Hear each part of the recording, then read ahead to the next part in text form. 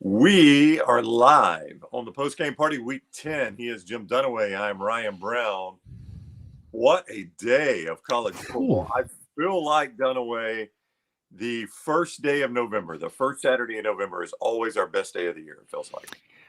The games were all so competitive, so close. It looks like Washington's going to stay unbeaten and hold on against USC. Alabama's offense was so good tonight, man. You got to fall in love with Jalen Milroe. Auburn won in Nashville. Georgia won. Texas survived. Just the last Bedlam was good. I mean, just so many good things we'll talk about. I just got to know one thing. Okay. Have you heard from Lance at all today? I have not. I saw him on a video with EG pregame. He was on, let's see, we had a group text going with me, you, and him, me, you, and Luganville. Me, you, and a couple of other people on a group text, and he has not responded to any of those. I'm pretty sure you're just not getting any texts there in Tuscaloosa tonight. Yeah, well, I was texting girlfriend back and forth, Oh, and she was, "Oh, these games are great. Are you here?" And I said, "No, I had to bail because my back is still killing me, and I couldn't take the meds I needed to take and drive down. So after our pregame show, I punted on going down and came back here, and have been in the sports room all day, and I've been waiting to see some of his stuff, and I've been searching, and I was like, he's having a good time. I yeah. hope he joins us here in a second because I bet he is lubed and ready and upset that his USC team has lost by 10. Yeah, that's what's going to be the big thing, is he's upset. So we are live. Thank you for joining us. Give us a thumbs up if you would, and make sure you subscribe to our YouTube channel at Next Round Live. Let's start with the most recent thing we saw. Alabama, a dominating second half against LSU, an absolutely dominating second half. A lot of people will point to Jaden Daniels going out of this game, which was a big moment in the game, obviously. But Alabama was up 14 at that point. They had dominated that second half with Daniels in there. I understand the personal foul by rule. Body weight coming down to the quarterback is going to get a personal foul. Not a dirty hit at all by Dallas Turner. It's a football hit that ended up being a personal foul, but it's hard to ignore the impact it had on that game. I think Alabama Dunaway wins either way, but the moment Garrett Nussmeier came running in, that game was over. Nussmeier's a really good backup quarterback, but this Alabama defense is good. And if you take away the element of running that Jaden Daniels brings into it, this offense isn't as good as it is with him running. That's the difference maker, and has become the difference maker for Alabama too. But I agree with you. It's absolutely a 15-yard penalty. I don't know if it rises to anything else, targeting and all that. I was getting hit up by non-Alabama fans on Twitter, X, whatever you want to call it. And as I pointed out, they're like, of course, it's Alabama. It's not even reviewed. Every play is reviewed in college from the command center at the SEC office. And he was down for a long time. So they looked at it several different ways and just decided not to stop play and have him go over to the monitor. You know, there's a replay official at site, and then there's the command center. So every play is reviewed. And, they decided that it didn't rise up to stop play and send the head official over. There was plenty of time to look at it several different ways. If it had been a targeting call, I think I'd have been okay with that too. I don't think I would have been. I don't think I would have Yeah. been. I don't think there was any targeting in that. I don't think you can hit the crown under the chin anymore. I mean, that used to be the target area, actually, back in the old days. I mean, you would try to, that was where you wanted to hit the quarterback. You catch him under that chin, and they're never the same again. Yeah. I would not And have liked that call at all. I think it would have been a bad targeting call. I think it was a clean hit. It unfortunately injured Daniels. I hope he's okay. He's an incredible player. Alabama just couldn't stop him. I mean, they really could not stop him. Anytime Alabama got any sort of pressure on him, just about, he was able to squeak out. He is so slithery, is the word I kept coming to, Dunaway. It's like a snake. It's like he can turn sideways and disappear, and you can't even see him anymore. But I will tell you that the number 4 in the crimson jersey did everything that he did, and showed his speed and showed his power, and took a couple of hits in the game with his size and everything. And you don't want to stop thinking about a great win and not enjoy the evening. But that's just the way my mind works. Maybe it's the medication or what. So I'll first rewind and say there are many, we'll just say Gene Stalling era schedules where Alabama didn't play anybody that was any good until Tennessee. Right. And if that had been this Alabama team, they would be unbeaten right now, would not have played Texas. And I think if they were playing Texas next week, that outcome would be different because this Jalen Milroe gets better and better every week. And I know LSU has been a water spout when it comes to points defensively all year long. But Jalen Milroe didn't make any mistakes tonight. That kid's getting better and better every week. He's getting better and better every week. And if that Texas game was over again, if he played that one over again, and maybe that'll pair up in the semifinals. I don't know. But if you play that one over again, I think there is a good chance Alabama gets Texas this time. Well, it's Milroe's running more now. They're calling more runs. They are, he's able to scramble a little bit better now. Just using his legs. I mean, it's such a weapon. You heard Gary Danielson, as much as people want to hit on Gary, you heard Gary Danielson talk about how fast he is. He is so fast in the open field. He is such a weapon. He's a powerful runner. You saw him run over the LSU DB along the LSU sidelines. He's just got so much skill. And here's the thing, Luganville, we were texting in a group text with me, you, Lance, and Luganville that I referenced earlier. And he made the point, I was kind of thinking this, but when Luganville says it, it carries a lot more weight with me.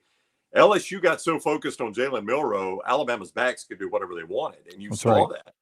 And that's just such a weapon for Alabama to use, that Milroe pressures your edges so much running the football. Boy, it opens up Roydell Williams and Jam Miller and Jace McClellan and who else ever is in there carrying the football. Yeah, I will say this right off the bat. Give me a little bit more Jam Miller too, because the kid was doing a good job blocking tonight.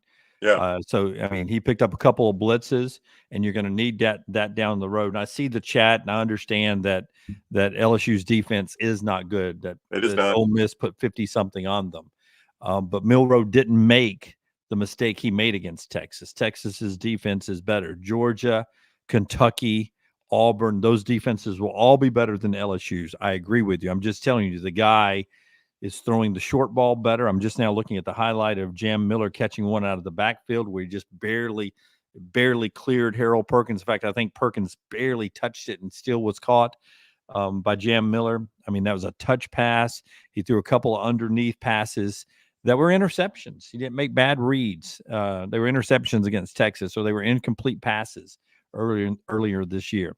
Is he good enough to play in the LA Coliseum tonight? No, but he's getting better at quarterback. He's getting better. Well, I mean, really, the only mistake he made, he had Bond wide open for a touchdown, as open as you'll ever see anybody in a game. And I know he's making the throw on the run, but he's got to figure, he's got to be able to stop and make that throw. That is a touchdown. Now, he eventually scored, so ultimately that one doesn't kill you.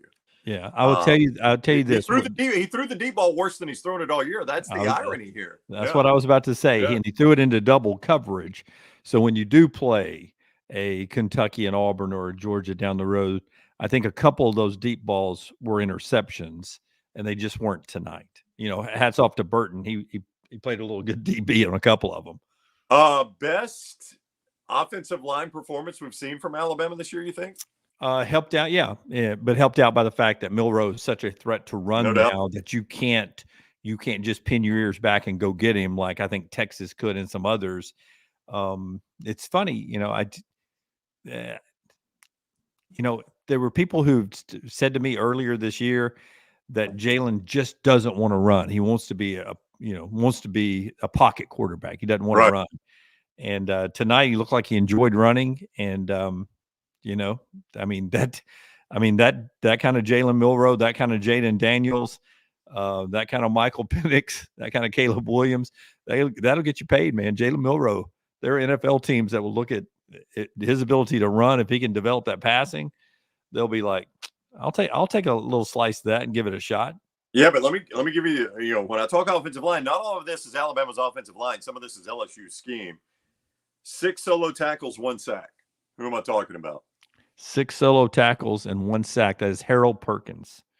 I mean, Yeah, and I, I just, that's a better stat line than I thought, because I had a tweet ready to go. I said this game would have been different if Harold Perkins oh wait, he did play, because he didn't seem like he was that. I didn't know he had nope, 6 tackles and 1 sack. It didn't yep. seem like he was that big of a factor. Yeah, 6 solo tackles, 1 sack. His only tackle for a loss was that 1 sack. And Yeah, I think anybody in Crimson, Alabama fan, Alabama coach, Alabama player, if I had told you, you hold Harold Perkins to 1 sack and he only makes 6 tackles, you'd have said, I don't know. I don't yeah. need the details. We'll just take that one. He and Mingo were a wrecking crew last year, and Mingo Yep. being out and Perkins being limited tonight by the scheme and the ability to get him whatever it did to keep him from being a wrecking crew again was huge in this game. Yeah. And by the way, a pretty big penalty. It's going to press me to remember the exact details around it, but that big horse collar Yeah. on Milrow, which was an obvious horse collar, was a pretty big penalty on him too, and that was a bit of a game changer. There were a lot of. Go ahead. I thought Alabama got away with a horse collar early in the game. Yeah, but that one was a little bit closer because that was a nameplate, which if you grab the nameplate in the open field, that is a horse collar. Perkins was obvious. Yeah, he Alabama's, got inside. Yeah, And Alabama could have been called, but it wasn't. Yeah. I wonder if you just spun him, and since he threw him to the ground and didn't drag him to the ground by it, that made it less offensive. I don't know, but I thought that one could have been called as well. But you were about to make a point about Milrow, I think. No, I was going to say, you can go back and say this was the biggest play, that was the biggest play. Obviously, when Jaden Daniels goes out of the game, that's a big play. Again, I'll point out Alabama was already up 14 at that point. I don't think LSU was going to win that game because they had no answer for Alabama's run game. And they burned timeouts left and right, man. Poorly coached game by Brian Kelly, who I've fought for now. I've talked about what an elite coach that guy is, but I think he is. Yeah, I do too. But that was not his. That was not his best game. His center was all, and some of that's on the center, but his center was all out of whack. He's going to have to answer for putting Jaden Daniels back in the game. That kid was not there, Jim. You know it. You said it. Yeah, he was not there. Yeah, he wasn't. I mean, when you go back out and you don't even notice the clock. What clock? Yeah, I think that's pretty big. But I don't think they were giving him the concussion protocol. They were checking his jaw to see if his jaw was broke. Well, maybe hold him out more than one play. They only held him out one play. He's going to have to answer for that. That's dangerous. I'm sure he said, "I'm good." And it's my jaw. If my jaw's good, I'm good. And he goes back in there and he's obviously not good. I mean, hats off. I mean, they didn't put him back in.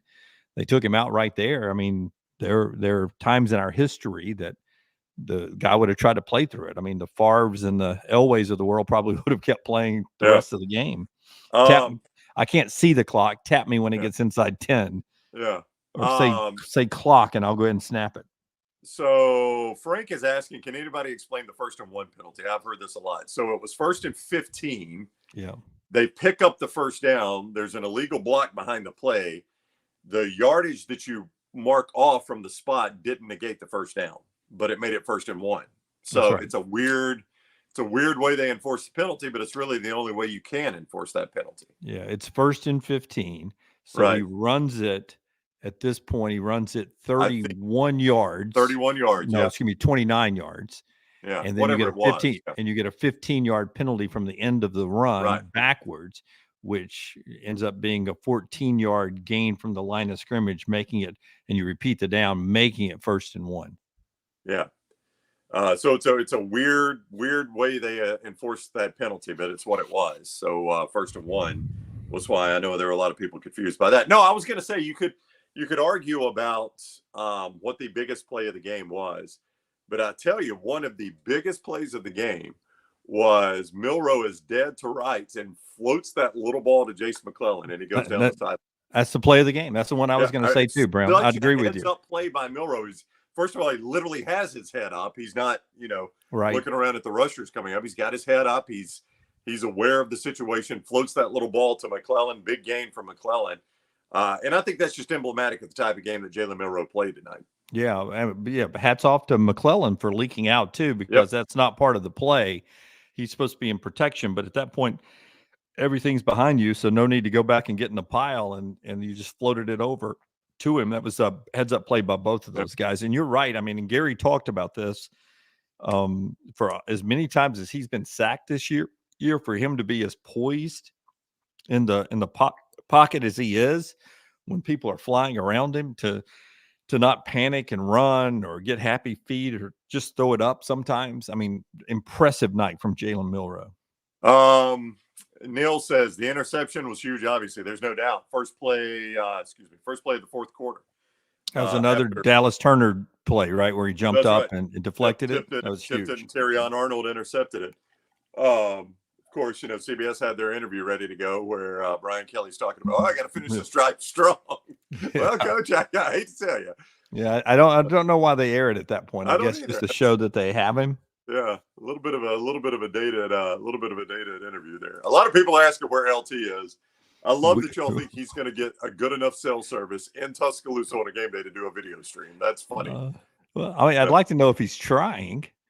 I doubt he is. I'd like to know if he's trying. I mean, I'm like them. I want to see. I wish I was there with him. The Johnson RV Center RV was amazing. We did our pregame show from it. It was stock to I mean, it was overflowing with alcohol and women from California.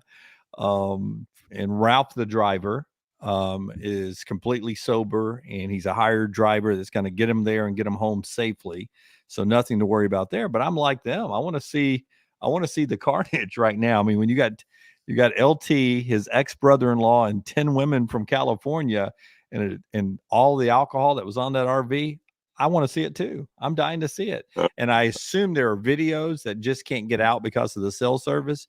So Little T and all of them will pump those out if they exist. We'll kick those out tomorrow or Monday. Yeah, we'll see. We'll see if any of that comes out.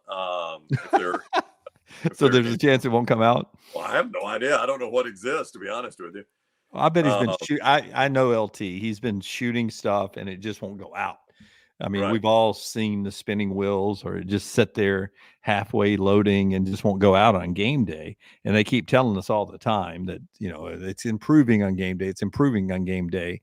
Well, I mean, 100,000 people and everybody's got a phone and everybody's, trying to do it at the same time. Just, it's hard to do it. Trust me. The last one, was it last year? No, it was last year. I was still helping CBS 42, and they have the backpack that basically sends video on your cell service. And we're at Tennessee, and I'm getting paid, and we don't get one shot in a 2-hour pregame show, and we don't get one shot in a postgame show and that was with professional equipment. So I understand why I haven't seen a video. I'm just saying I don't blame the public. I want to see them too. I'm going to look for them tomorrow or Monday, and if they're fun, maybe we'll send out a couple of them. Yeah, we'll see. So Alabama beats LSU 42-28. I got my prediction wrong. You got your prediction wrong. That game would have. I don't know that anybody got the prediction right. I think everybody thought it was going to be a closer game than 42-28. Yeah. I had Riker hitting game-winning field goal. Riker couldn't hit a field goal, much less a game-winning field goal. That's right. Well, I mean, technically LSU only scored 11 more than I thought. So I thought Alabama's defense did pretty good. Still a wrong prediction. Yeah, it is still a wrong prediction. But if you told me only one touchdown in the second half, you take that. I mean, you have to admit, I mean, even when Jaden Daniels was in there, that second half defensive performance was pretty awesome. No, it was. I thought Alabama was in a little bit of a danger zone. They give up that late first half touchdown because maybe if you want to criticize Milroe for anything, and it's hard to criticize him after the game he just had, maybe let that clock run a little bit there at the end of the first half. Maybe be a little bit more aware of the clock. Kept running out of bounds when they had a ton of timeouts. Didn't really have to run out of bounds there. Yeah. You know what I'm saying? Yeah. Scored too quick. The old scored too quick. Well, I mean, it was just that he kept running out of bounds. You got 3 timeouts. So you don't really have to go out of bounds there. Let your coaches control the clock. And, that would be a criticism I would have had. If you're going to criticize anything about Milroe, that could be it. Yeah. I would tell you this, though. I'd love to know the stat of when in a game like that, when a team scores, I mean, up against the wall to end the first half, and then they come out and march it down the field and score to start the second half. I would venture to say, what would you say, 66% of the time, the team that scores going into the locker room and coming out of the locker room wins? I bet it's a high percentage. Yeah, and that's what I was going to say. That's where I thought Alabama was in a little bit of trouble. Well, not a little bit of trouble, but the game could have gotten away from Alabama there. You give them the score going right in and then the score coming right out. Had you told me at that moment in the game, that's the last time LSU scored in this game, I would have laughed at you. I would Yeah. never have believed that. But I mean, you think back, that score coming out of the locker room where they won the middle 8 minutes that everybody talks about in football. That was the last time they scored. And that to your point, that's a pretty remarkable job late in the game by Alabama's defense. I don't know about your X Twitter timeline, but mine was Alabama's defense getting roasted pretty hard on it. Yes, In the first half. that's exactly right. And luckily, LSU's defense was playing a little worse. They were. Yep. Auburn wins at Vanderbilt. It was Vanderbilt is not a great team, but those are the teams you have to play. Auburn goes up there. I think Hugh Freeze is right. They left a lot of plays on the field. Could have scored more than they did. Jarquez Hunter had a game, averaged almost 10 yards a carry, 2 touchdowns. Peyton Thorne was okay, threw a really, really bad pick 6. But other than that, played okay. He was not as good as he was against State, but he was okay. But Hunter had a really good game for Auburn. Yeah, I would agree with that. And that gets them within one win of bowl eligibility, which I think is a good would have been a good season. Hugh said that the obvious next step is what Hugh Freeze called it. Yeah, that's right. So that'd be a good season. Yep. And then I think there is potential to win more than just one more game left, which will get it even to a better season, and potential to beat Alabama at home, which would make it, a bowl game and a win over Alabama would be a great first year. So all that's still on the table. I mentioned how Jalen Milrose gotten better since the beginning of the year. This Auburn team, since the bye week, is getting a little bit better. And I know it's just Vandy, and I know it's just Mississippi State, but I'm telling you, just having success, you can build on that, and it leads to more success. So, Auburn's got some tests ahead, but their toughest games are behind them until they play Alabama. So, well, there's no doubt. Patrick says, I can't wait to get Bama and Jordan Hare. You're going to do that in a few weeks. There is a good chance. There's a chance. Auburn comes into that game on a 4-game win streak. Now, listen, that game at Arkansas got a little bit tougher today. Arkansas goes to Florida and gets the win. They've got some life now. Rocket Sanders back playing well for them. You tipped your hat because you called that one? Was that the hat? I did call that one. I think I'm 500 again. I'm always 500, but yeah, I did get that one right. But so that's a bit of a challenge. New Mexico State's a layup. So Alabama should be on a pretty good win streak coming into that game. They've got at Kentucky and Chattanooga, of course. And Auburn could be still a fun Iron Bowl coming up in a few weeks. So that'll happen. But I don't know what to make of Auburn. Again, they've beaten State and Vanderbilt. Again, those are 2 bad teams, but it's the teams that were on the schedule, and they have shown improvement against those teams. And I think you'll learn a little bit more at Arkansas. I think of those 3 teams, hosting State, at Vandy, or at Arkansas, by far and away the toughest game of those is at Arkansas. Yeah, no, but like I said, you start stacking success on top of success, and that can lead to just good habits where you start playing really well. And right now is your Hugh Freeze. You want to show that momentum, that moving the program forward, because that continues to help you in recruiting. Because when you guys are done watching us here, go check the On3 recruiting team rankings, and Auburn's one of the better ones in the country. But still, there are a lot of SEC teams ahead of them. So you can be like 13th in the country and still be 7th or 8th in the SEC. So Hugh's trying to recruit out of the hole a little bit. And anytime you get a win, look good, string some wins together, that only adds to a little momentum on the recruiting trail, which is what this year is all about for Hugh. Yeah, I don't think there's any doubt. Let's bounce around a little bit. Texas and Kansas State. I have probably more than you. I have praised the coaching of Chris Kleiman. That was not his best job today. He did not coach a very good game. Now, look, if Texas doesn't fart around, they're never in that game. Texas let them back in that game, but he did not take advantage of it. You talking about Texas jumping out early? No, I'm talking about Texas turning the ball over the way they did. Yeah. Terrible interception and the fumble. They're the ones that let them back in that game. Yeah. But, I don't think you go into that game wanting Malik Murphy to throw it 37 times, but He does. Has a couple of interceptions in that contest. What I don't understand is you're first and goal at the 4, okay, and you've got Will Howard as your quarterback. or you have Avery Johnson, who can run fairly well. And the first play you're going to run is basically a quarterback draw with Will Howard, not your running quarterback. And then you go that whole sequence, including going for it on fourth down without running it with a true running back. You run it with a quarterback, and then you pass, and you lose the game in overtime, 33-30, after your defense stopped Texas in overtime. Kansas State had the momentum, should have won the game. It was a kicking fiasco for them. They missed an extra point, missed a short field goal, but got a big field goal to get it to overtime. But you're right. Texas is the better team. They're still alive. I don't know. They're the only one.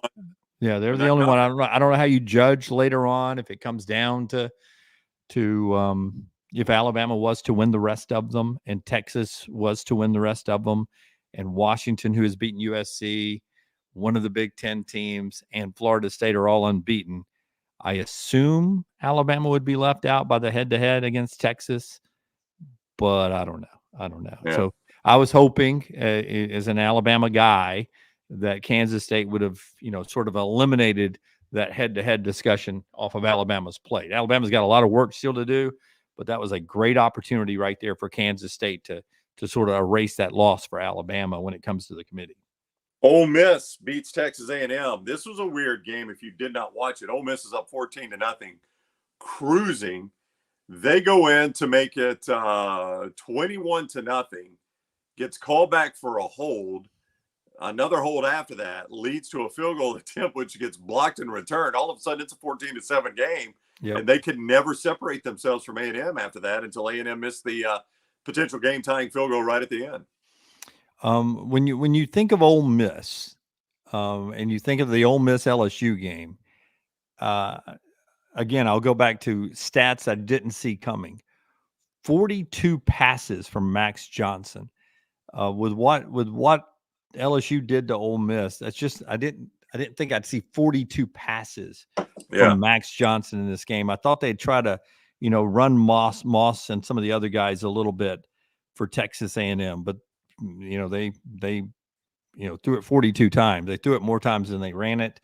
But again, I thought Texas A&M battled back and had a chance to win that game. And obviously the missed field goal at the end kept it from going from overtime. But another good 11 o'clock window game. I had the quad box on one TV and then two big games going at one time. And I was like, man, these are all 3-point games going down to the wire. And it was a fun day of football.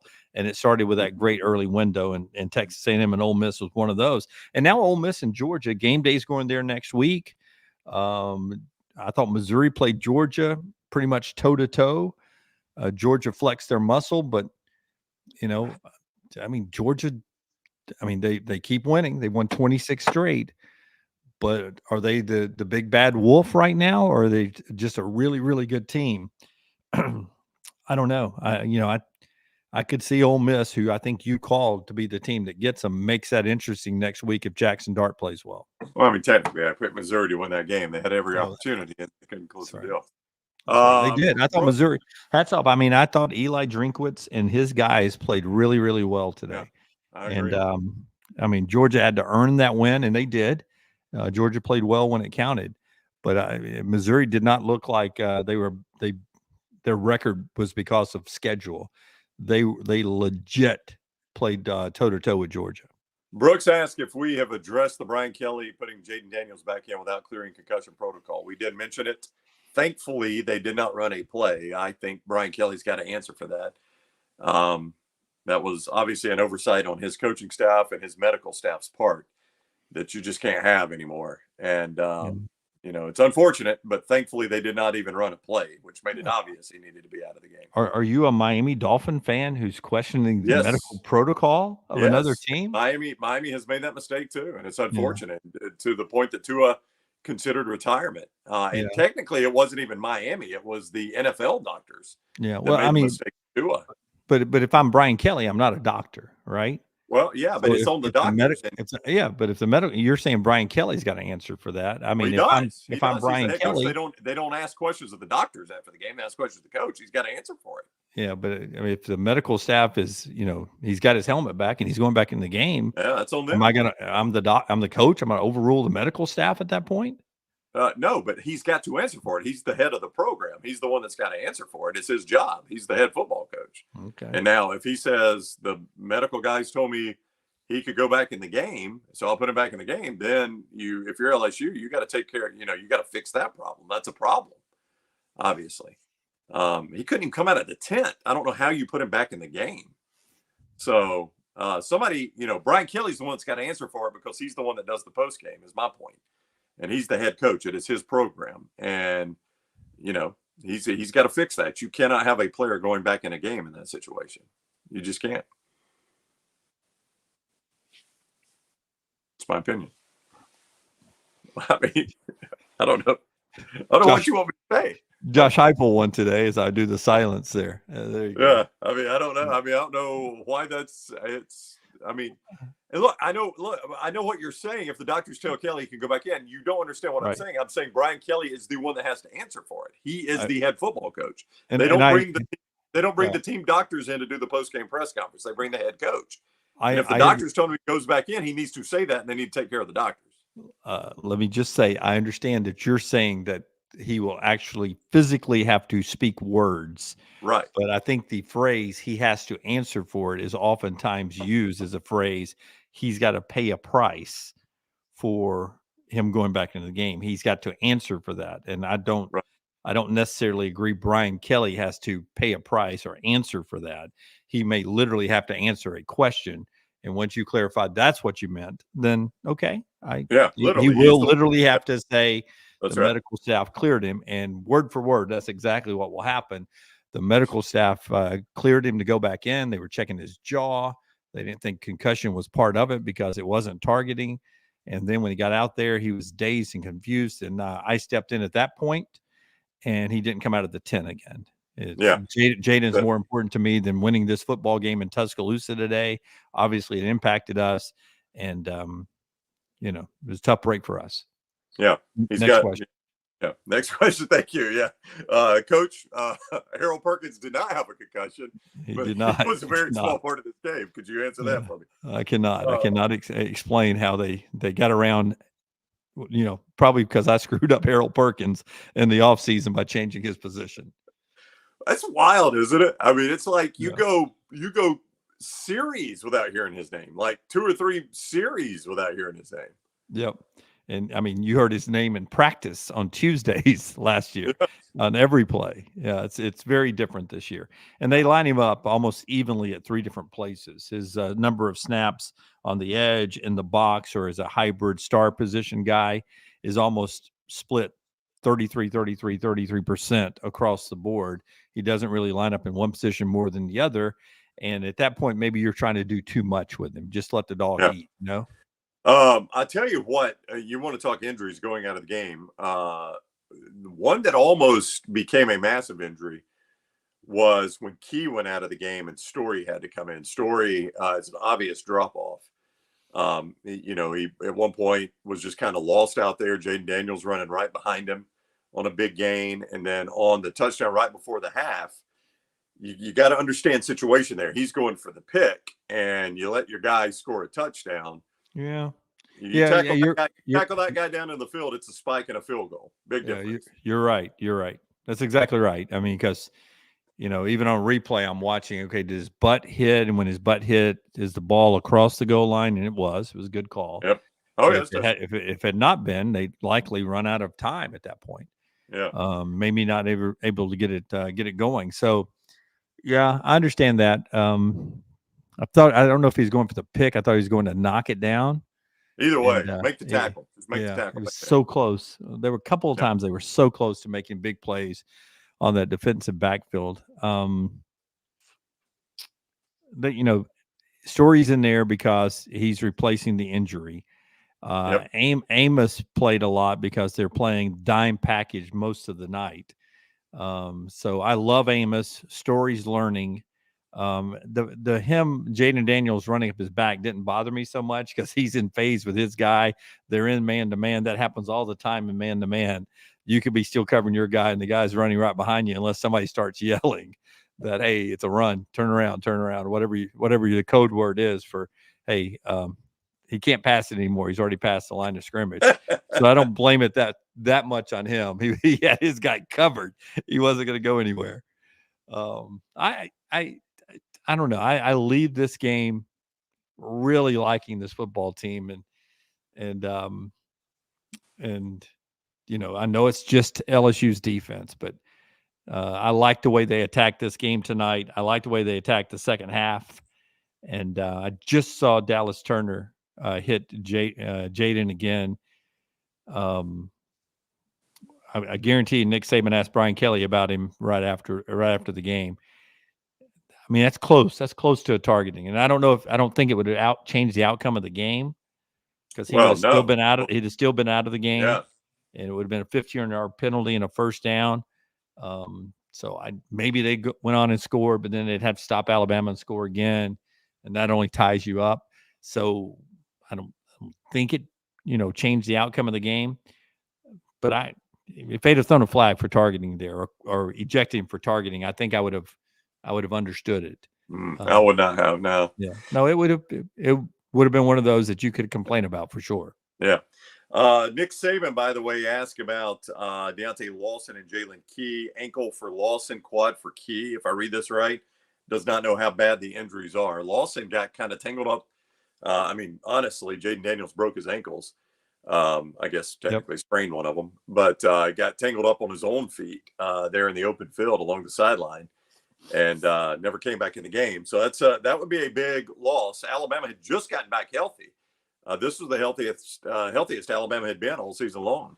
Yeah, and that's usually the case after that bye week, right? They usually, as best you can, you get a lot of people healed up with that extra weekend off. But I'll tell you, I thought Lawson would play a bigger role tonight in the game defensively than he did, mainly because I thought they would spy, and I thought he'd be the spy on Jaden Daniels because I remember Toa last year.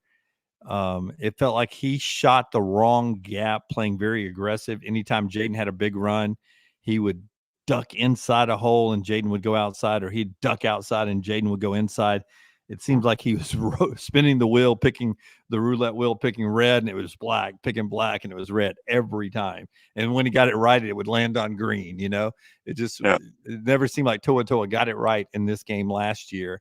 And I just thought Lawson was going to be speed-wise such a big upgrade from Toa when it comes to speed. And I thought that would help control Daniels a little bit more, but it did not. That kid had a heck of a first half and first drive of the second half, and then Alabama's defense clamped down.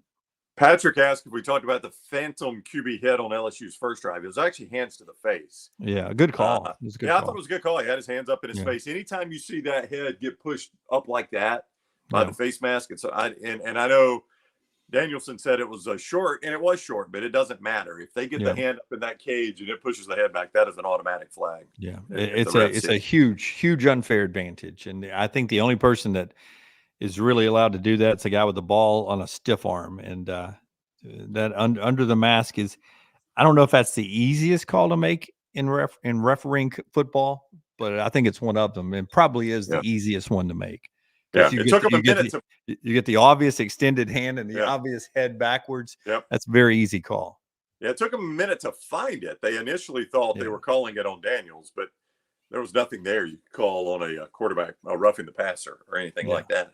CBS was still settling into the broadcast then. That was not their best moment. They didn't get the didn't even get the call. We didn't get the referee announcement. Didn't know what the call was. They were still settling into the situation at that point. Yeah. As we pointed out, G. Wilson, last CBS game at Bryant-Denny, so we got that going for us. It is, and I texted some old friends at CBS 42.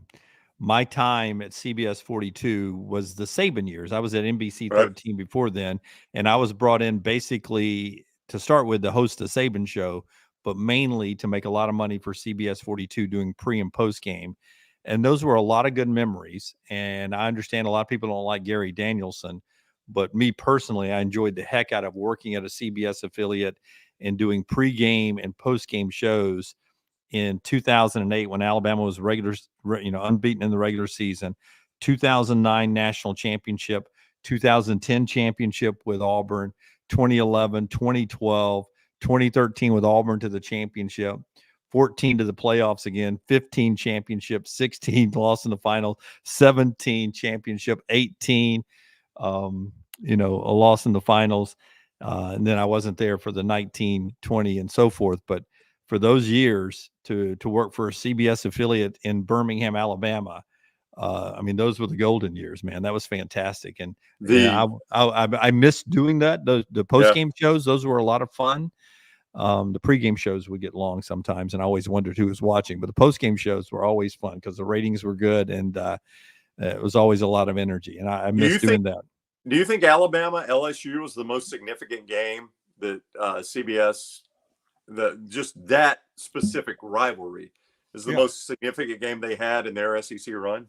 Oh yeah, it made them so much money. Tennessee, Florida early on was Tennessee and Florida, but they would always play that at 2:30. They rarely, I can't remember them ever playing it at night. They played a couple night games of it. Yeah, that was, I think, when they realized, well, maybe we can move some of these games to prime time, and I guess the SEC was like, okay. Yep. So yeah, you had some Tennessee, Florida primetime games, but it quickly became Alabama LSU primetime. Yeah. And the Iron Bowl has given them some good ones, but not as consistent as Alabama LSU. And just think, at one point, it was so important for them to get the game of the century that they gave ESPN something so that they could broadcast another primetime game and make it at 7:00. So yeah, they made millions because they were paying the SEC so little. Right. They made millions just off of Alabama LSU. JKM says, can't wait till ESPN announces Danielson is being brought in. You will not see that. You will not see that. He's tickled to go back to the Big Ten. I don't know how many more years he has doing it. But he and Nessler both, I think, are very excited to be in the Big Ten. Listen, I'm going to tell you guys, you're not going to love the ABC ESPN stuff as much as you think you are. Why do you say that? I say that because the CBS game was a standalone game that you never, ever had to worry about it starting on ESPN Plus or streaming. And I'm telling you that you're getting ready for just a boatload of Auburn and Alabama kicks that are going to start on ESPN News and then move over to ESPN. They've gotten a little better with because the games are a bit shorter. That has helped some. A little bit, but at some point, you're not gonna like it. And I texted you this today. You didn't respond. It's a geeky Ryan Jim moment here. But if you please notice it this next week during Ole Miss and Georgia, which I think is the 2:30 kick on CBS. Go and watch a game on ABC, ESPN, and go look at the game on CBS.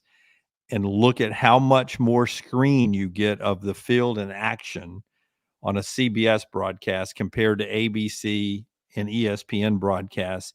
They almost double ticker you at the bottom, and it just takes up so much more of your screen, of your 70 or 80-inch screen, than it does on CBS. And it just always looked like I could stick my hand through the screen on CBS. It just always I could stick my hand through the screen on CBS and touch the field. And on ABC, no offense to my friends at ABC 3340, it just never looks as crisp as it does on CBS or NBC or on Fox. It's just me. That's okay. Fair enough. I mean, Craig agrees with you. CBS has a better picture, according to Craig. Yeah. It always and you get a lot of different crews, including camera people, some student productions, and all of that through the school on ESPN and such. CBS, it's usually you got one game with a huge crew. The truck rolls around, and I know it's geeky TV stuff, but for many, many years, it was a really, really good broadcast. And I understand you don't like the announcers, you didn't like Vern, you didn't like Gary. But the actual technical aspect of watching the game, I always liked that part of it.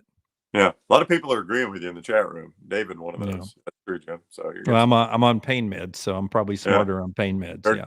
Yeah, Dirty Death says you're correct. Now, a lot of people are saying take away Gary, and I agree 100% with you. Yeah, well, I mean, eventually everybody gets taken away, right? Everyone dies eventually. Yeah. And listen, he's not my favorite either, right? He's not my favorite. I really I don't know who my favorite is. I try not to let the announcers bother me, but it's gotten harder to do that. There's several crews on ESPN. Now we're back to that. There are several crews on ESPN that distract the game. I don't like them, and it's hard for me to even listen to them do a broadcast. And that's hard for me to say because I usually put up with anybody. Beth Mowens doesn't bother me, and it bothers all of you, but Beth doesn't bother me. She bothers me. You know who she bothers more than anybody is my wife. My wife cannot stand it. Totally understand. And there are, I can name 6 people at ESPN that I don't like doing a game more than Beth Mowens. And I'm not saying Beth is tremendous at softball, but she's not in my worst 5 that I don't want on my football broadcast. I promise you that. And all of them, other than Chris Collinsworth's kid, all of them work at ESPN and ABC that I really don't like when they're doing the game. But they broadcast so many games. There's only so many good announcers. I mean, we've got Ryan Brown under contract, so they can't use him. I can't tell you how many times I've heard of Beth Mowens' game, though. That game's never got audio up for me. I can't tell you last time. I've seen her on the NFL more than I've seen her on college. Hey, but there is 2 crews that regularly get ESPN games of the SEC this year that it's like I can't. It's not going to turn. I'm not going to turn with the sound. I've watched more Big Ten, Pac-12 football with the sound up this year because usually the SEC game is my sound up game if I've got multiple TVs as most people do now, and I'll just watch the non-SEC games. But this year there's a couple announcing crews. I'm just like, no, thank you. Not going to happen. Clemson beat Notre Dame 31-23. You can kind of see this coming. Now, you know what's happened now, right? Now everybody's buying into this. Tyler from Spartanburg was a plant to fire up the team. Maybe. I really, is Lunsford with us here? I really, at one point, I want us to be so quick to get shirts printed and get them ready to go. I mean, if we were based in Greenville, South Carolina, how good would a Tyler from Spartanburg T-shirt have been? Yep. And if that call had happened fast enough before Halloween, I think I would have gone as Tyler from Spartanburg. But yeah, it could have been a plant. It worked. Notre Dame has regressed. Sam didn't have a good game, threw a pick 6. I don't know what I think of Marcus Freeman right now. I don't know. It's hard to peg him. Some games I really like him. Some games, like the Duke game, I guess he did a pretty good job in the Duke game. I felt like in the Ohio State game when he had 10 players on the field for 2 consecutive plays, he wasn't doing a very good job. Yeah, but then again, I didn't think their talent was good enough to be in that situation against Ohio State. So I had to give him a little credit for that. But I see what you're saying. Yeah. I mean, Ohio State went to Rutgers today. Didn't exactly blow them out. I don't believe Ohio State's number 1 team in the country, personally. I don't either. I think Michigan will wax them. Yeah. And then we'll see if they get 2 into the playoffs again. Because right now they have a little Alabama, Georgia banjo going with Michigan and Ohio State. If they only lose to each other and they don't play each other in the Big Ten championship game, that sort of is like Alabama and Georgia playing each other every year when they could in the SEC championship, and with one of them being unbeaten and losing and the other one only having 1 loss and beating them and both of them getting in, we could be in a scenario again. It's going to be hard to, if they're both unbeaten, to leave one of them out. There's no playoff contender I watch less of than Florida State. They beat Pitt 24-7. They just play crappy game week after week. Yeah. The ACC is pretty bad. But if they win out, they're going to be in, right? I mean, we're not going to leave out an unbeaten. Yeah, we're not going to leave out an unbeaten Power 5. Nope. No, they're going to be undefeated. But if we did, I'd start with them. Yeah. I tell you, Florida is such a schizophrenic team that that last regular season game at the Swamp is interesting. Interesting. It is, but Florida's good enough to beat you some nights. They're bad enough to play like they did in the second half today. You just never know. And I guess in looking at the standings, it's going to be Florida State and Louisville. I think so. Louisville hammered Virginia Tech today, 34-3. Who's not good. And in fact, Louisville has almost finished their conference play. Yeah, because they got Kentucky at the end, right? Yeah, they play Virginia, who is not very good, obviously. Then they're at Miami, a game they actually, I think, can lose and still play in the conference. No, well, maybe so. It just depends on what else happens. NC State got to win tonight over Miami, so Miami lost again. Yeah, Cristobal not doing a very good job. Yeah. The final Bedlam was a very entertaining football game, controversial too. And some will point at Big 12 officials. Inevitably, there was a missed pass interference in the end zone that ended up playing and it was a pretty obvious one too, ended up playing a massive, massive part in that game. Yeah. I mean, that was pass interference. Pretty obvious. It was. I mean, you got to overcome that, but are you telling me if that was Alabama, would I have been upset? Yes. Yes, you would have been. I would have been, yes. Yeah, it was pass interference. Yeah. But you gotta overcome it. Got to overcome it. That was there were many things they did in that game because they're a better team than Oklahoma State. There were many things they did in that game that happens in college football in rivalry games, especially when you're on the road, that just spells out you're going to lose this game today. The fumble on the snap that hits Dylan in the shins and gets kicked around, and but then Oklahoma State was trying to give him back. They let Ollie Gordon throw a pass. I mean, really? I mean, what are you doing? What are you doing? Well, good for Gundy, and I can't remember. I think who won, was it Texas A&M or Texas that won the last one of their meetings? And you've gotten to live with that for this long, and now that we're about to start playing it again, I don't know when or if we'll ever play Oklahoma State, Oklahoma again. But I'm for it. I if I was Oklahoma, obviously Oklahoma State would have to sign off on this. I think I would want to open the season with them. I'd want to play them every year. It's been an automatic win for them. Yeah. I mean Gundy's now 4-15 in 19 years. Yeah, it's going to be easy for people to bemoan the end of that quote unquote rivalry because of today's game. It's a terrible rivalry. It's one that has no impact on college football. I'm fine not playing it. Yeah. Or if I was Oklahoma, I'd say, listen, here's what we're going to do, guys. We want to be like Georgia and Florida and South Carolina and Kentucky, and we're going to play our rivalry game out of conference to end the season. So you guys adjust there in Birmingham. That's what I would do. I'd keep that game if I was Oklahoma. Well, it's an automatic win for them. Yep. And you're right. The Big 12 generally does not play out of conference. Now they've got a lot of new teams. They generally don't play out of conference at the end of the year. So it might have to move to the first of the year. You know what else that allows you to do if you're Oklahoma? It allows you check that box that you have the rule in the SEC of playing one Power 5 team, and then you could your other games just schedule, Tulsa and Southwest Missouri State and any of those guaranteed W's, and you really don't have to worry about any scheduling problems at that point. It's just every other year with Oklahoma State at home.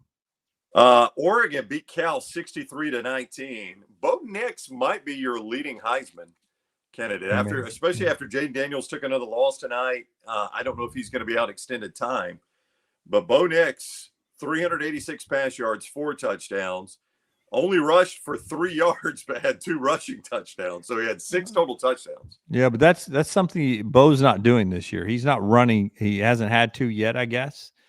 But he's not taking it and running like he did last year. And I think that's because he got banged up. And I think he wants to be in there for every play because that gives Oregon their best chance, obviously. But, I mean, he doesn't pull it down and run it a ton, but he has been very effective. He's so poised. That's a really good football team at Oregon. And I wasn't surprised by that outcome. That was one of my plays today. MyBookie.ag got actually a little parlay because I had Attaboy. Washington minus 4.5 and Oregon minus 24.5. And that's a W for you there. And Oregon's good, man. They're good. The single most surprising outcome of the day that nobody will talk about? What? This Jack one State, South Carolina? Jack State driving at the end with a chance to win, got a little greedy and threw the pick six. No. I mean, I would not have picked this one, especially a 20-point difference. On the road, Army smoked Air Force. Oh, yeah, that's a great point. Win. Yeah, that's a great point. That's an Army team that had, lost to UMass. It was my upset alert last week. UMass had the longest losing streak in the FBS, and I picked them to beat Army at Army, and they did. Army got blitzed by LSU, and then they go play nationally ranked Air Force, who was cruising to the Commander-in-Chief Trophy, the CIC, and the CIT, and got beat 23-3 on their own field, altitude game and everything. That, you're right, that is a surprising outcome. Yeah, not only the Commander-in-Chief Trophy, they were in line to get a New Year's Six bowl berth, and that is over now. And I don't know who that pulls up. Who's next? Who's next in line? Tulane is, right? They survived East Carolina today. Yeah.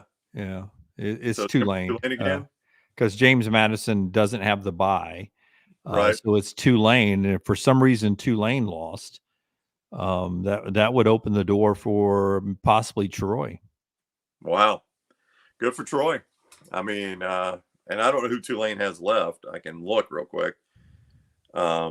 They won 13-10 over East Carolina. They didn't exactly. That's a 1-8 East Carolina team. They beat 13-10.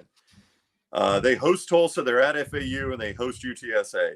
The toughest of those games will be UTSA, but they get to play it in New Orleans, and then they play their conference championship game, probably against SMU.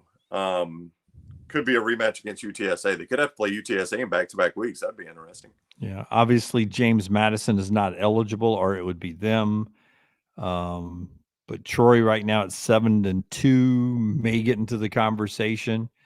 The Mountain West, you got UNLV 7-2, Fresno 7-1 right now. Yeah, and they're up 20-10 at the half on Boise right now. So, if they win that one, they're probably in good shape. I don't know. It's interesting. I don't know who will get in line. Liberty's 9-0, but they really haven't been showing up in the voting. I don't know about the playoff committee. If you stay unbeaten and you're only group of 5 that's unbeaten, maybe they give Liberty, but Liberty's schedule hasn't compared to what Air Force or Troy or some of them have done. Yeah. It's a good question. I don't know. There was talk of a lawsuit that they were going to try to file to get James Madison cleared to get in there. So I don't know. We'll see if any of that happens. I would have my doubts. I think you're probably wasting time on that one. No way it'll get decided that quickly. Alabama wins 42-28. How you feel about Alabama going to Kentucky next week? Kentucky beat State. Boy, State is a bad football team, by the way. They really are. They really are. I would say I think it'll be an ugly, close game, just by styles. Styles make fights. But if this Jalen Milroe shows up, I like Alabama to get to Atlanta, and they just need to win one of them, Kentucky or Auburn, to clinch that SEC West. Yeah. And, so I'd like them to get to Atlanta, and if this Alabama shows up and that Georgia shows up, right, that I saw today, I mean, Alabama's got a fighting chance, and I wouldn't have said that at halftime of the Tennessee game. Yeah, I think you're right about that. It's that Georgia team's missing a little something. They're missing a little something. And I'm not talking just Brock Bowers. They're missing a little something. No, just a little something. Yeah, I mean, Missouri moved the football on them today. I didn't really like. Missouri kept running like that sideline fade the whole fourth quarter. It was like the only pass play they ran. It was the weirdest thing. I will say this, against State, Kentucky could only rush 29 times for 110 yards. They've got to do much. I mean, this is so Kentucky. They won 24-3 and had 271 yards. That is such a Kentucky win right there. Yeah. State had 218, though. That was the problem. Yeah.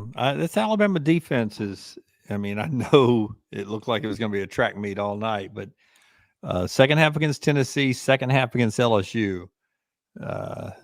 And really for first 3 quarters against Texas, this defense has played some pretty good football. Yeah, it really has. They haven't One had bad quarter. One bad quarter. Fourth quarter against Texas, and you could probably say the second quarter tonight. You take those 2 quarters away, it's been an incredibly dominant defense. Can't take them away, though. It cost them the Texas game, and it made tonight, a tight game going into the half. Yeah, I would tell you that Caleb Downs twice, and this is just being a great true freshman, twice, once against Texas and the first touchdown tonight. I think he's supposed to be that bracket on the back end that has made for some easy, deep touchdowns. One against Texas and one tonight to start the game off. But then they adjust. And you can't criticize his play because he's so physical with the underneath stuff and the runs. So I like this team. I like this team a lot right now. They get better and better every week. They do. I mean, there's no doubt about that. Are they good enough to defeat Georgia in a conference championship game? That game's a month away. I don't know. I mean, a lot can happen in a month. Yeah. But they're doing a lot of things that you got to like. I agree with that. And if Milroe, I don't know if they were saving the runs. I don't think you do that in football. I think you play what you got. But if he runs like this is going to be Milroe becomes a huge. It's really, really, really, really difficult to deal with him if he runs the way he ran tonight. I don't know what you do, honestly. Yeah, no, but you saw how much it opened up their traditional run game. That's right, or the underneath passing. Yeah, 100%. You know what? I'm just watching the highlights again. It's on one of the TVs over here of Alabama. It's ironic that things. You and I discuss this all the time. Like in life, the lines that we draw. If you do the throat slash, it's an automatic 15-yard penalty. That right there. Yep. The throat slash. Yeah, but go. But I can take a machine gun and shoot it into the student section after a touchdown, or 2 pistols, and do that into the student section after I scored a touchdown tonight. No flags at all. Yeah. But we're going to say this right here is too much. Well, with the whole machine gun. I thought you were going to say the fact that I can't do it right here, but I can move up 6 inches and do it right here. Yeah. Nobody said the word, right? Yeah. I mean, I'm not saying that should be a 15-yard penalty. I'm saying this probably shouldn't be at this point.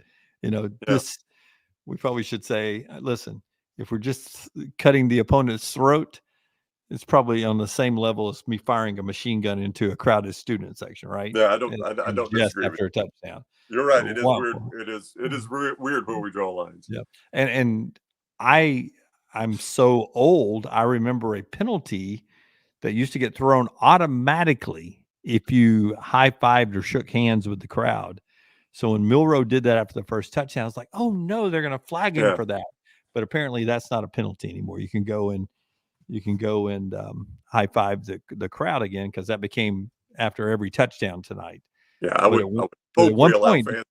But at one point, that was an automatic flag, celebrating with the crowd, I think is what it was called. Or something. No, I think you're right about that. The stupid rules we've had in college football over the years. Weird places we draw lines. Yeah. I mean, at this point, let's just go ahead and do the Tuscaloosa leap and just jump into the crowd. Yeah. All right. Anything else you want to hit? Do we hit it all? Yeah. I was trying to stretch this out. I was hoping for a Lance. I got nothing, man. I texted him. I got nothing. We'll have to wait till tomorrow. Yep, we are. I got the girlfriend hit me back. Just because you can text doesn't mean you can do a video stream. It takes a lot of cell service to do a video stream. We have learned that one. That's right. That is right. All right. Hey, good day though, man. You did a wonderful job today, Brown. I don't tell you enough. Thank you, Jim. You did a wonderful job. Yeah, it was fun. Thank you. Thank you, man. Thank you. We'll be back live at 9 a.m. on Monday. Next Round Live. Make sure you give this a thumbs up, like it, share it wherever you are, and set your alerts. Subscribe to our YouTube channel, Next Round Live. Set your alerts and follow us on all social media at Next Round Live. Well, the Dolphins kick off in less than 9 hours. I know. I am well aware of that. Zach says the show quit showing the chat. Wonder why. We did not. I just showed it not too long ago. Brown, give us a Dolphins Chiefs prediction. I don't know, man. A lot of people say they like the Dolphins in this one.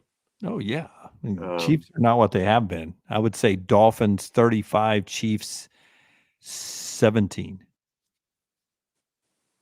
35-17. Yeah. I will take 35-17. If you're giving me that one, I'll take 35-17. Yep. That's what I will start no Chiefs in my fantasy football tomorrow. Jeff is right. Is it 9 hours or 10 hours? Because we're about to add an hour. So really my body clock's only 10:08 right now. That's exactly right. No, it's less.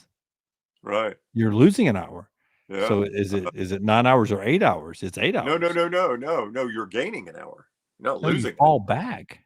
Yeah, that gate gives you an extra. You're right. Wow.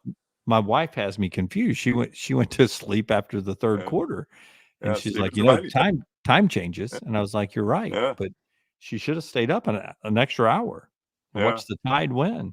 Yeah.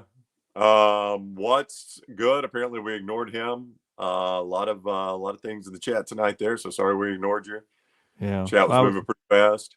It was, and truthfully, when there's two of us, I've been in Brown's position before, running the show.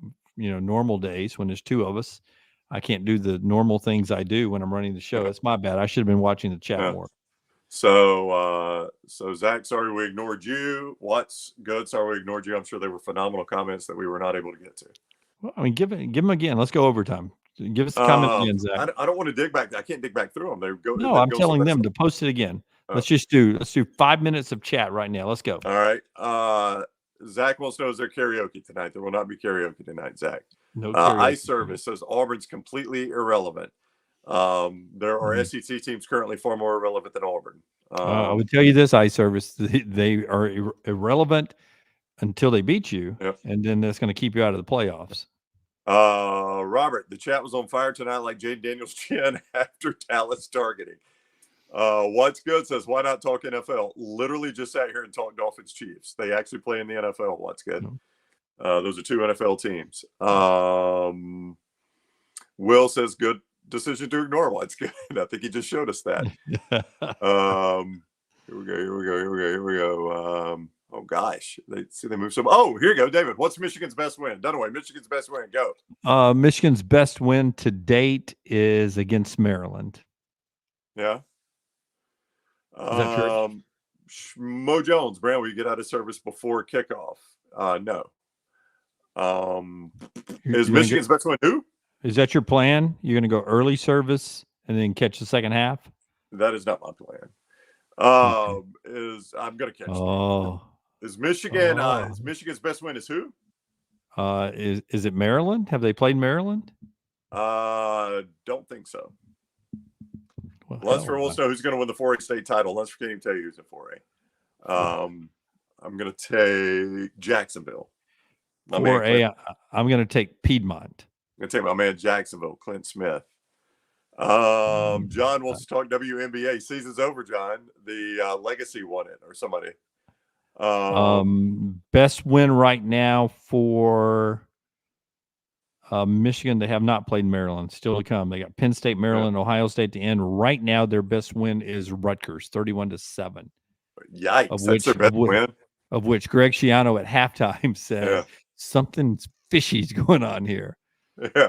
Daniel says Rutgers probably. He was correct about that. Schmo Jones, Penn State have a chance to beat Michigan. They look better against Maryland tonight than I thought they would. No, me too. That cost me one of my predictions. I don't think so. I don't think anybody has a chance to beat Michigan until they get into the playoffs. Yep. Dirty Deaf wants to know where. God, these are moving so quick. NASCAR. Who wins the championship tomorrow? Blaney, Larson, Bell, or Byron? Haven't watched a race since Talladega. Well, Byron has been really good, but I would go Larson again. Yeah, I'm gonna go Larson. Yeah. All right. He's good on the track. Chase P. I watched a lot of football game at Vandy today. They didn't tell me I needed a hard hat and safety training. Yeah. It is an active construction zone. Yeah, good for them though. They're changing that up. Hopefully, it's ready for next year. Yeah. Teams had to roll through Tuscaloosa for many, many years since Saban got there with them building stuff on. Yeah. Not everybody has a palace. Takes a while to Yeah. build that house. NH3425, Pittman getting fired tomorrow. They just won. He's not getting fired. Of anybody getting fired in that game, it'll be more likely Billy Napier. They may not win again. They may not. LSU, Missouri, Florida State for them, Yep. which would make Yep. them not bowl eligible. Yep. So, And I mean, I know I said earlier they've got enough to win against Florida State, but they've also got enough to get blown up by 30. You never know. yeah, absolutely. Don't forget nextround.store for gear, new stuff coming in for the colder weather. And somebody had asked me about a hoodie. We'll see if we can find a good. The reason we haven't had a hoodie yet, we've got some skin guards in the summer and spring, is I don't think Lunsford has found one that meets our quality yet. So if we find like the actual fabric of it or whatever. Yeah. So if we find a good hoodie fabric that it fits the price point, I'm sure we'll put one in there at some point. I was going to try to find this question. I thought this was actually a good question that I had. I'm going to let you think about it. Somebody asked who will be the SEC Player of the Week this week. I would say offensively, it'll be Jalen Milroe. It could be, but I would make a case for Trey Harris as well. 11 catches, 213 yards for Ole Miss. Yeah. It's a pretty good day. Now do Jalen Milroe. Well, Jalen Milroe was good, Bama Jim, but there are other players in the conference, other teams in Alabama that play games. Yeah, but 374 total yards from scrimmage. A receiver with 11 catches, 213 yards, you don't think it's impressive? He just has to beat one guy. Jalen has to beat 11 guys. Gotcha. Steven says, are they collecting buyouts in College Station? Potentially they are. I don't think you can't win on the road, man. I don't know if you know this, but you play roughly 40-50% of your games on the road. Almost two hands full of straight losses on the road. They've lost 9 straight road games. Yeah, I agree with Jay Price. If your school colors don't include black, don't wear black uniforms. He's looking at Florida for that one. Oh, they were not good uniforms. Those are bad uniforms. Bad. And don't lose. And don't lose when you wear them. Yeah, and if you do lose when you're on, burn them, right? Yeah, don't wear them again. Yep. Yeah, don't wear them again. I don't know what some of these. I mean, I could throw these up, but I don't know what some of them mean. Some people are just talking to Lunsford because now Lunsford's got a discussion going about who's going to win each classification. Yeah, Lunsford does that to us during the week too. He has his own show going on. He's servicing the people, man. If that's what the people want, it's what they want. Oh, I know. I'm not complaining. I'm just saying he does it during the week too. Yeah. Don't forget mybookie.ag code next round. Mybookie.ag code next round. That deposit bonus 50%. 50% deposit match right there. Mybookie.ag up to $1,000. It's hard for me to not be jealous when I'm doing our show to see the one Lunsford's running in the chat and not want to participate in that one too. I can't do two things at once. Lunsford's doing a better show is what you're saying? No, I never think he's doing a better show. He's just doing a different show.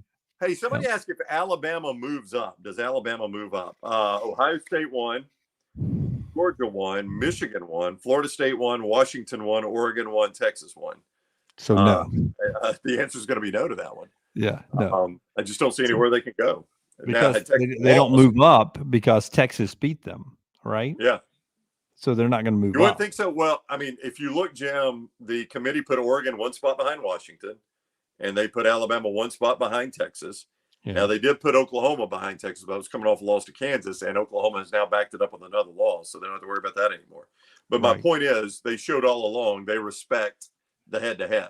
Or not all along, but at the top of the poll, they show they respect head-to-head. So I don't think Alabama will jump Texas.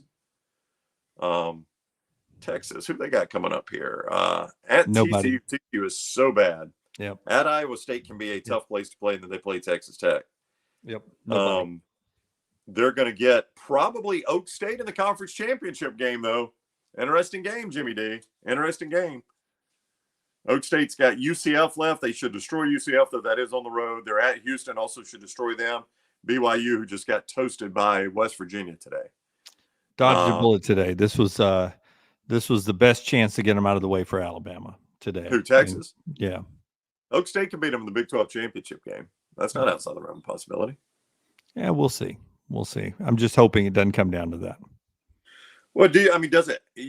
Look, all right. Well, Let me go back. I guess I'm hoping it does come down to that because that Yeah. means at least Alabama has gone on to win the SEC championship. But I'm hoping if Florida State loses, but they don't have anybody left to lose to. Washington got through USC tonight. They've got a couple of games maybe. Well, they got Oregon. Yeah, they got to play Utah, who was good today. Yeah, but it's at home. They're at Oregon State, who's playing Colorado right now. Apparently, Coach Prime screwed up the end of the half. 14-3 in the third quarter. Yeah, wow, that's a low. Colorado's. Boy, you want to talk about who's disappeared? Colorado's offense has disappeared. Yeah. And then they got the Apple Cup, which is in Seattle, and then your conference championship game, which is probably going to be Oregon again. They're going to get that rematch against Oregon. That's what's interesting. That's what's interesting. If it comes down to, and I hate doing scenarios, but if it comes down to, say, Alabama or one-loss Oregon, what would the committee value more, Alabama beating Georgia or Oregon beating Washington? I think Alabama beating Georgia, right? Yeah. But now you got Alabama, Texas, if they went out, Oregon, if they went out,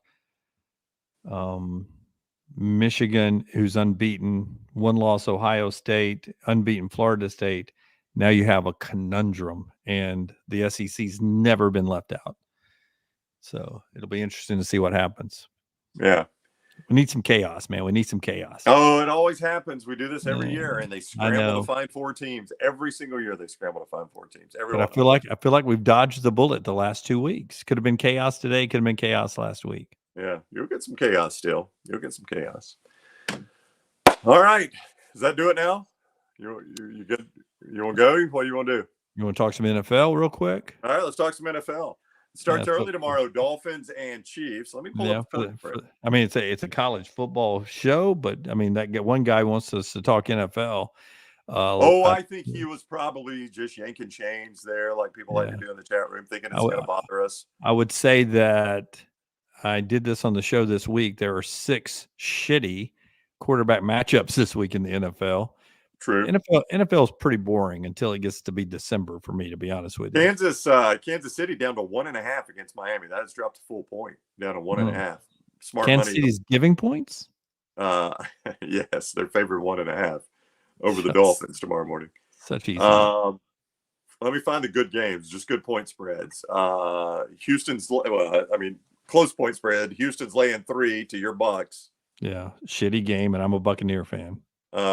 Packers laying 3.5 to the Rams. I saw speculation, though, that Stafford's going to play tomorrow. With 9 fingers?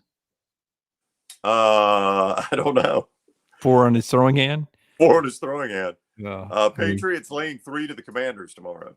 Oh, these are some bad games. You're right. I know. We were laughing at you for making the point, but these are some crap games. Falcons laying 3.5 to the Vikings tomorrow. It's 2 backup quarterbacks in that one.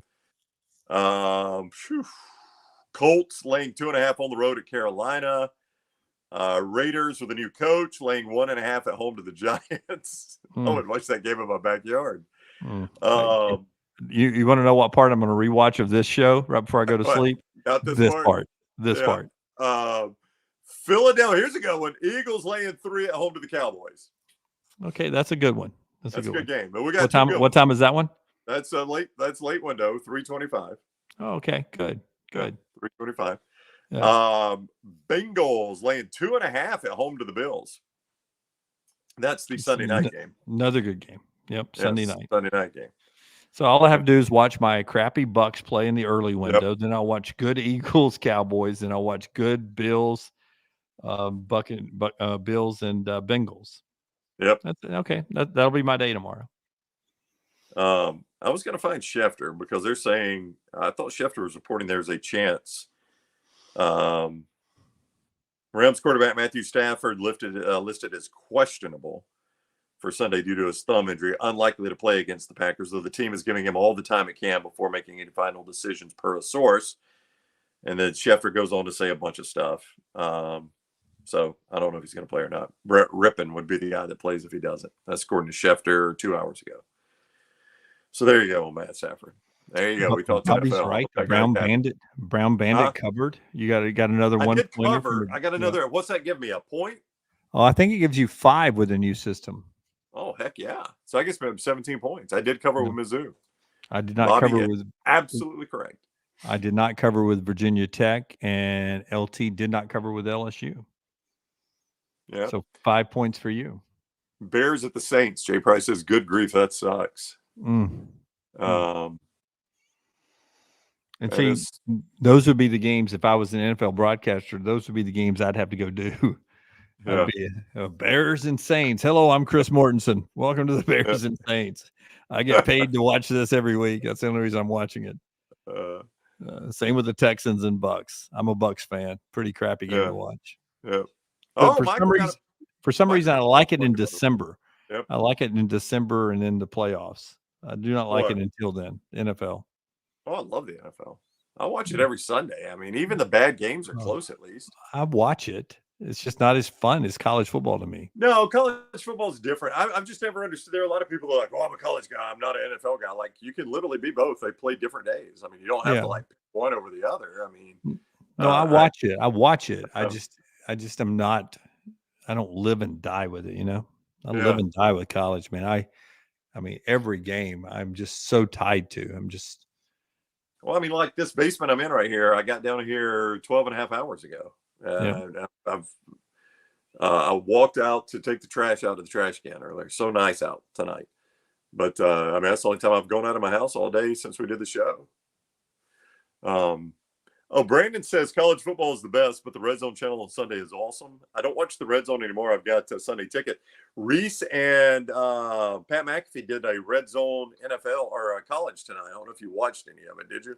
I did not. Well, the flaw in that is obviously they only have the ESPN games, so they don't have access to Alabama, LSU. They might be able to show like highlights delayed on it, but they can't go to it live the way you would do a normal Red Zone situation. So, and then whatever was on Fox tonight, they don't have that either. Right. And see, that's the problem. And that's the problem. Everybody's like, why don't they do one for college? Well, you don't have all the games. I mean, the games are all different networks. The NFL network can do it because they own the rights to the games. They used to try it. The ESPN folks used to try it. I forget what it was called. Their problem was, you have a lot of games, and they would not just rotate to the good ones. They would rotate to, the Citadel playing North Carolina, and they would stay on those games way too long. The thing that makes the NFL work, the Red Zone work so well, is that they quad box it and tri box it and double box it, and they punch from them so fast that they stay with them during the huddles and all that. It's just brilliantly done. And I do watch the Red Zone. And that hour is just magical television. I will say this, and I don't watch Red Zone, but I go to the, if the Dolphins are playing, they're going to be on a big screen. Other screens go to the close games. The end of that early slate is incredible. You've got 5 or 6, 7 games in the early slate. And probably if you've got 7 games, 5 of them come down to a final possession most of the time. Yeah, a lot of you are too young to remember, but the NCAA tournament used to be on one. The basketball tournament used to be on one channel, just on CBS, and there would be 4 games going on at once. And let's say we were watching UAB play Indiana, and then it would be a close ending in another region, and Greg Gumbel would come on and say, "Hey, we'll come back to UAB in Indiana in a second, but right now, Duke is getting upset by Mercer.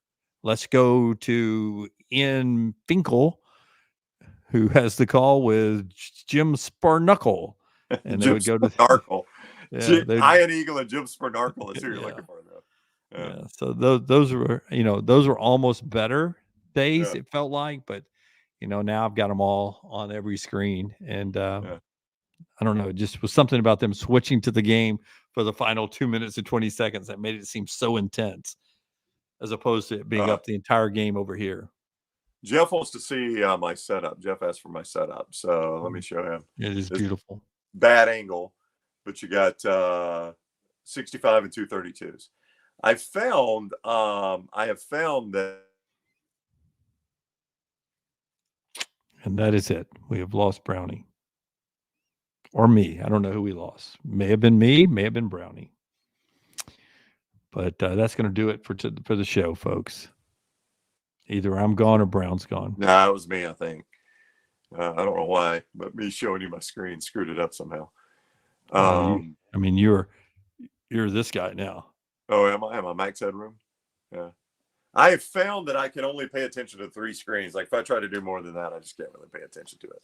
Oh, that's my problem. Is I mean, there are days with this with my YouTube TV. I've got one big screen over the air, and then 8 games going 2 quad boxes. And you're right; it's impossible to absorb it all. I think, but inevitably with YouTube TV, you can't pick. You have to find the right combination, and there's always one game on one of the quad boxes I don't want to be on there, and I'll find myself watching it. I'm like, why am I watching it? I don't want it to be on there, but I keep watching this James Madison East Carolina game for some reason. Why do I keep watching this? All right. I believe that's going to do it. All right. That's me unfiltered. There you go. There's Jim Unfiltered. Join us 9:00 Monday morning. Make sure you give us a thumbs up, share all of this, and follow us on social media at Next Round Live, like and subscribe, all those things. We appreciate it. We appreciate it. And we love you joining us, and we thank you for letting us do what we do. I've said all I can say. I'm going to go to bed now. So in fact, you're repeating yourself now. We appreciate it, and we appreciate it. We appreciate it. And if I didn't say it, we appreciate it. See you 9:00 on Monday morning.